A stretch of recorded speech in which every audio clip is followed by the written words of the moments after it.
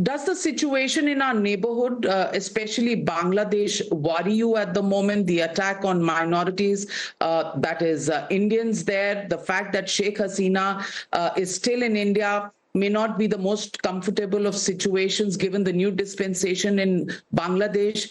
How do you see the road ahead in our relationship with Bangladesh and our decisions on Sheikh Hasina?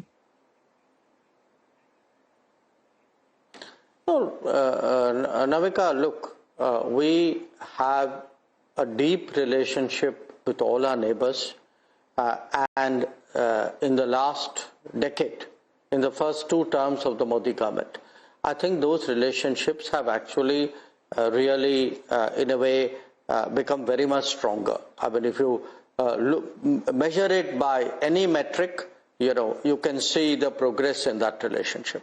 So what happens in our neighborhood is, I mean, neighboring countries also have their politics, and sometimes their politics go a certain directions, and, in their own society, there may be some turbulence. I think the mature thing is to wait for it to settle down and then see, how the basic, the fundamentals of our relationship, which are so strong, that they assert themselves.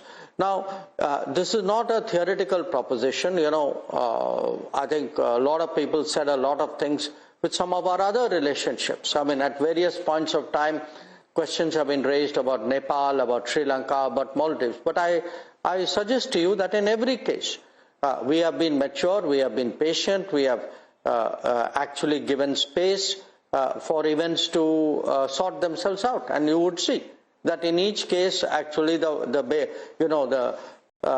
deep convergences, these are all, look, with every neighbor, there is trade, there's movement of people. Our economies today are so closely interwoven that the people-to-people contacts are so strong. I think these are very steadying factors in the relationship, and I expect that to be the case here as well. On Sheikh Hasina?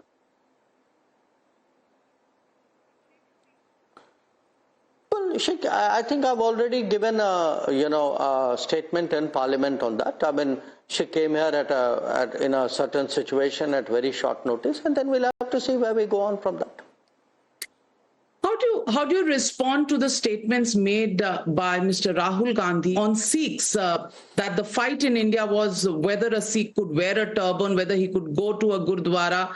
How do you see these statements, and how do you see the response where Panoon, the SFJ head, who actually, welcomed Rahul Gandhi's statement? Well, Navika, don't you think that's a question you should be asking Rahul Gandhi, not me? He's the person who made that statement. I can only tell you that I was in Delhi in 1984. So I actually saw firsthand what happened to Sikhs at that time. So look, there is a basic issue. I mean, you have just cited one more example.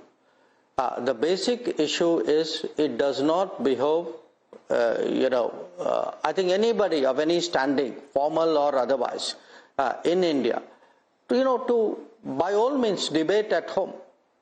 But I think to go outside and then to make these kinds of statements, which will naturally be used by people who are anti-India. I mean, you are providing them fodder.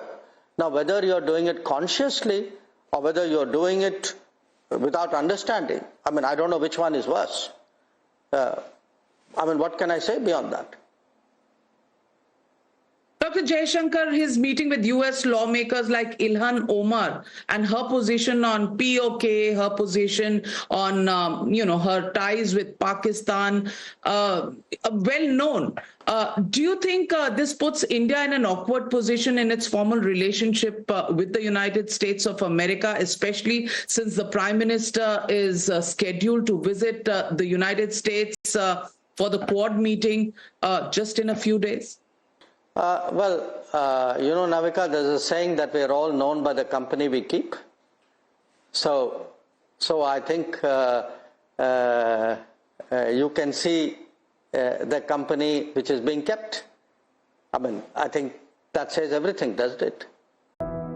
I am the future that was born 100 years ago. I am the purpose that emerged with India's independence to be a force for business that makes doing good our business. Towards an independence where knowledge sets us free. To think big and achieve bigger. To take India to the world and the world to India. Creating pathways of self-reliance. To stand for progress, the planet and the people. Towards a future made perfect. And be a force creating abundance. Because independence is not a moment in history. It's a never-ending path to prosperity. Aditya Birla Group, a force for good.